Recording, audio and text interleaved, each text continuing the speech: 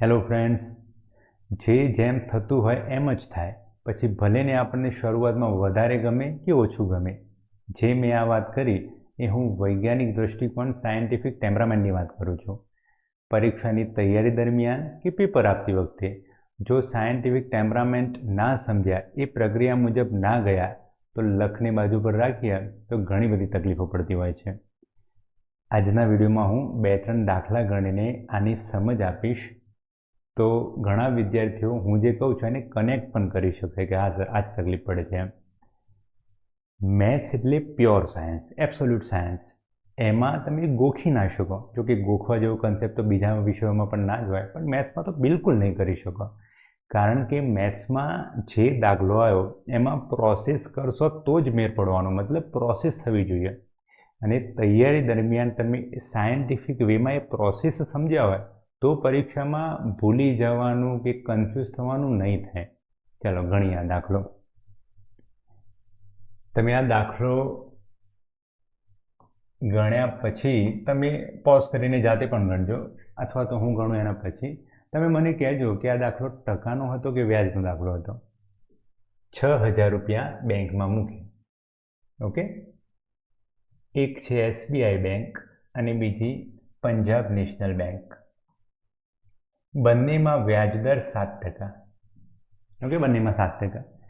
અહીંયા સાદું વ્યાજ, જ્યારે અહીંયા ચક્રવૃદ્ધિ વ્યાજ. દાખલાની રકમ આ રીતે હોય કે ભાઈ 6,000 રૂપિયા બે બેંકમાં મૂક્યા, એકમાં 7%, બીજામાં 7%, એકમાં સાદું વ્યાજ, ચક્રવૃદ્ધિ વ્યાજ, તો તફાવત કેટલો? આવો દાખલો પોઝ કરીને ગણી જોજો કે સૂત્ર મૂકીને ગણ્યો કે તમે જે રીતે શીખ્યા હોય. જો શીખેલા લોકો જોતા હોય તો, ના શીખ્યા હોય તો સમજાવું છે. હવે આવા દાખલા છે ને, જો તમે પ્રોસેસથી સમજ્યા હોય સાયન્ટિફિક ટેમ્પરામેન્ટવાળી, તો ઇઝીલી કરી શકો અને લોંગ ટર્મ યાદ રહે, આખી જિંદગી યાદ રહે. 100 રૂપિયા બેંકમાં મૂકીએ આપણે, 100 રૂપિયા, અને વ્યાજ દર 7% હોય તો વર્ષે કેટલા રૂપિયા મળવાના? 7 રૂપિયા જ મળવાના. આ 2 વર્ષ માટે મૂકેલા છે તો 100 રૂપિયા વર્ષ માટે 7 રૂપિયા વ્યાજ મળ્યું 100 રૂપિયાનું, તો બીજા વર્ષે 7 રૂપિયા જ મળવાનું, તો 14 રૂપિયા સાદું વ્યાજ થયું. ચક્રવૃદ્ધિ વ્યાજમાં 14 રૂપિયા તો મળવાના જ, પણ એમાં શું થવાનું? તો પહેલા વર્ષે જે 7 રૂપિયા મળ્યા એ 7 રૂપિયાનું એ વ્યાજ મળવાનું. કેટલું? 7% જ મળવાનું. તો 7ના 7% ભાગ્યા 100, તો 49 ભાગ્યા 100 એટલે 0.49 થવાના.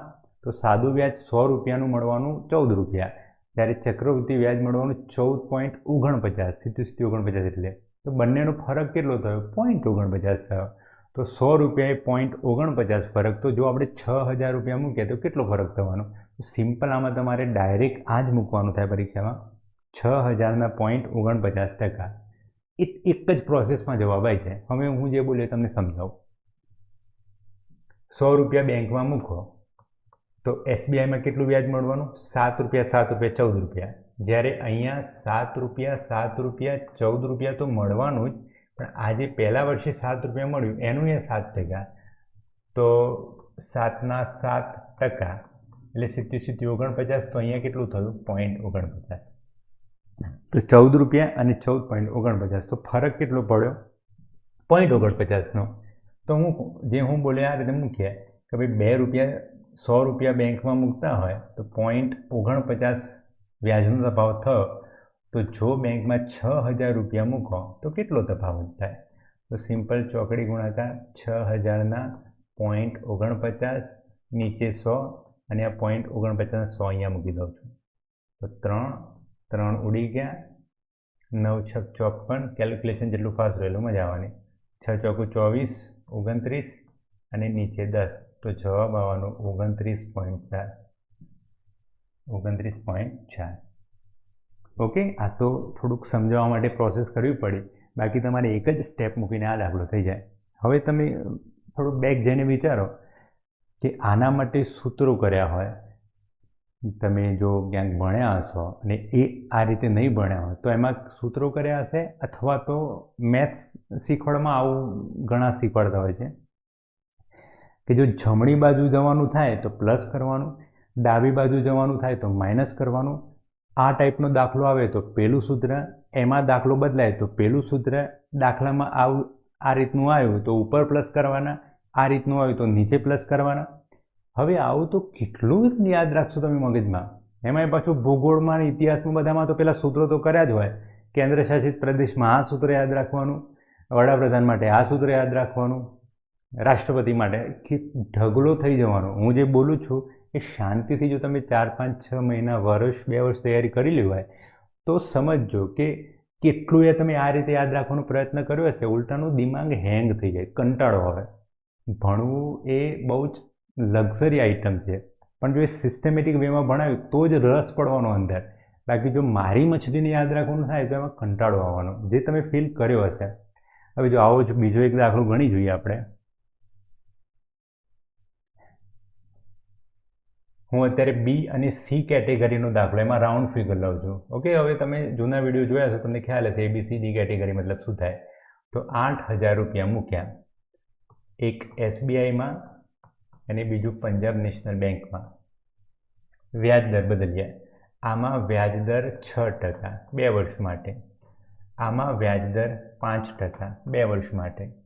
પણ અહીંયા સાદું વ્યાજ, અહીંયા ચક્રવૃત્તિ વ્યાજ. તો ગણી જોયું શું થાય. તો 6, 6, 12, 100 રૂપિયા મૂકો તો અહીંયા 12 થવાનું, અહીંયા 5, 5, 10 અને 5નું એ 5% મળવું, 5 એ 5 એ 25, નીચે 100 તો 0.25. તો આ થઈ જવાનું 10.25. હવે ફરક કેટલો થયો તો 10.25, તો એ 75 ને પેલું 1.75. તો હવે આપણે સિમ્પલ શું કરવાનું થાય, 8,000ના 1.75%. હવે 1.75 એટલે આ 100 મૂકું અને ટકાના 100. 1, 2, 3, 1, 2, 3, સિમ્પલ. 8 પંચા 40 એટલે ઉડી જવાનું, વધી આવી 4, 7 8 56, 60, 0 6, 8 1 8 ને 14, 140 રૂપિયા થાય. જો હવે આમાં કેવી રીતે આગળ વધવાનું. હાલ મારું ઓનલાઈન ભણાવવાનું કોઈ જ પ્લાનિંગ નથી. આ તો એક રીતે સમજ પડે કે એકચ્યુઅલમાં તૈયારી કેવી રીતે થાય. બીજું મારું પણ એક રીતનું માર્કેટિંગ થાય કે હા, મારું નામ સાંભળેલું હોય પણ એકચ્યુઅલ આ રીતે જોવે તો એનો અંદાજ આવે. એટલે હું તમને એક સમજ આપવા માટે આ વિડીયો બનાવું છું. બાકી કરાય કેવી રીતે આમાં, જેવો આ દાખલો તમે શીખ્યા, ધીમે ધીમે શીખ્યા કે ભાઈ આવા સ્ટેપ મૂકવાના, પછી એનું જાતે પ્રેક્ટિસ કરો, અચકાઈ જવાના. સરને પૂછો, સર આ ખબર ના પડ્યું, પાછું ગણ્યું, થઈ ગયું. બીજો આવો સાદો દાખલો પ્રેક્ટિસ કર્યો, પછી એક લેવલ એનાથી વધ્યા, 6,000 7,000 આપ્યા હોય એમાં 4400 થઈ ગયા કે 6600 થઈ ગયા કે એવું થઈ ગયું. તો એ સી કેટેગરી સુધી બેવાનું. પણ આમાં જો ડી કેટેગરી આવી ગયું તો તમે નહીં, હું એ નહીં ગણી શકું. ડી કેટેગરીનો મતલબ શું થાય, તમે ઘેર ટ્રાય કરજો. 7,645 રૂપિયા બેંકમાં મૂક્યા 2 વર્ષ માટે. અહીંયા વ્યાજ દર 13% અને અહીંયા વ્યાજ દર 11%. અહીંયા સાદું વ્યાજ, અહીંયા ચક્રવૃત્તિ વ્યાજ. હું અત્યાર સુધીમાં 40 પરીક્ષાઓ પાસ કરી, મને પહેલેથી જ આ સમજ હતી. સાયન્ટિફિક ટેમ્પરામેન્ટવાળું તો જો કે મારું પહેલાંથી જ રહેલું. તો એમાં હું પહેલેથી જ આવા દાખલા અડતો જ નહોતો. કારણ કે ખબર છે કે આમાં તમે જાતે ટ્રાય કરી જોજો. જો કદાચ ભણવાવાળા સ્ટુડન્ટ મતલબ આવું ભણેલા હશે તો થશે ખરો, પણ સૂત્ર મૂક્યું કે આવું બધું કર્યું તો લોડ લો ને, 4 મિનિટ 5 મિનિટ 6 મિનિટ 7 મિનિટ, એમાં સમય તો જાય, એનર્જી જતી રહે. તો જતા કરી શકશો. તો છોડવાનો હોય આવા દાખલા, ડી કેટેગરીને છોડવાના જ હોય. તો ઓટોમેટિક તમારું લેન્ધી લાગતું પેપર લાસ્ટ પોલીસ કોન્સ્ટેબલમાં સમજો 100% આપણી ગણિત પેપર પૂરું થઈ ગયું 100%. કોઈને લેન્ધી લાગ્યું 110, કોઈને લેન્ધી લાગ્યું 120. પણ જો તમે આવું નહીં સમજ્યા હોય અને મથ્યા જ કરશો ગણવામાં, કારણ કે આવા દાખલામાં શું થાય, મંડી પડે ગણવા માટે, 2 મિનિટ 3 મિનિટ 4 મિનિટ ના આવ્યો, કંટાળ્યા, તો એમાં કંટાળો આવવાનો, સમય બગડવાનો. તો તમારા માટે ઓટોમેટિક જે 110 લેન્ધી હોય એ પેપર 150 160 જેવું થઈ જાય.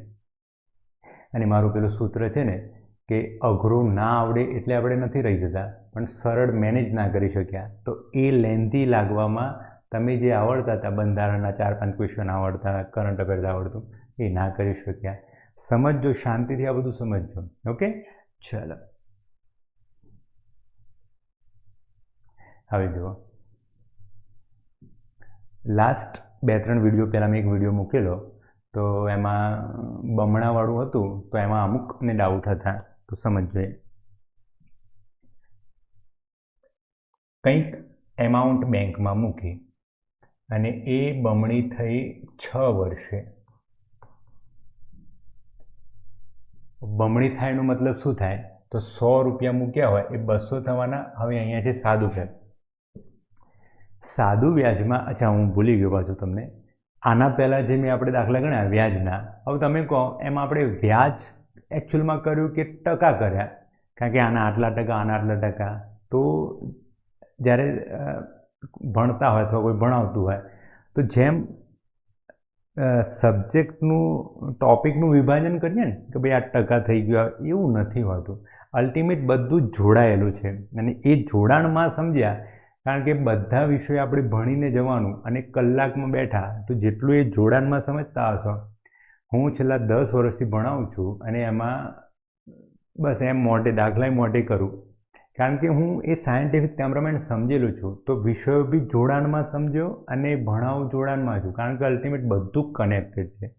મેથ્સ એનાથી કનેક્ટેડ, રિઝનિંગમાં જે તમે દાખલા ભણતા હોય એમાં તમે જોજો મોટાભાગનું મેથ્સ જ આવતું હોય, કેલ્ક્યુલેશન જ આવતું હોય, અને એ થયું તો ઓટોમેટિક ભૂગોળ, ઓટોમેટિક ઇતિહાસ, ઓટોમેટિક બંધારણ એ સરળે થવાનું અને મજા આવવાની. ઓકે, તો એમાં જૂના દાખલામાં વિભાજન ના કરી શકીએ કે ભાઈ એ ટકા હતા કે વ્યાજ હતું. હવે આમાં જુઓ કે ભાઈ સાદું વ્યાજ છે, 100 રૂપિયા મૂક્યા બેંકમાં, નથી ખબર કેટલા મૂક્યા, તો 6 વર્ષે બમણા થયા, મતલબ 200 થઈ જવાના. તો 200માં આપણું મુદ્દલ તો 100 રૂપિયા છે જ, એના ઉપર આપણને 100 રૂપિયા મળ્યા, તો અહીંયા વ્યાજ કેટલું થવાનું? 100 રૂપિયા વ્યાજ થયું. તો આ જ રકમ કેટલા વર્ષે 8 ગણી થાય? તો 8 ગણી એટલે 800 થવાની. તો અહીંયા આપણને વ્યાજ કેટલું મળ્યું? 700. તો સિમ્પલ એક મૂકવા કે ભાઈ 100 રૂપિયા વ્યાજ મળ્યું, કેટલા ટાઈમે મળ્યું? 6 વર્ષે.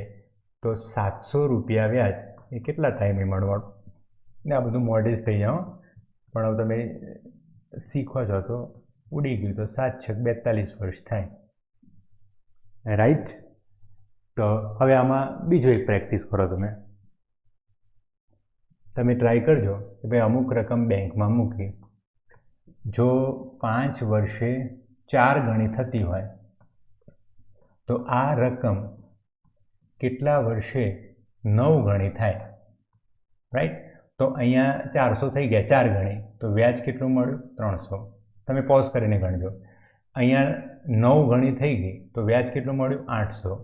તો લખો 300 રૂપિયા વ્યાજ 5 વર્ષે મળ્યું. તો 800 રૂપિયા વ્યાજ એ કેટલા વર્ષે મળવાનું?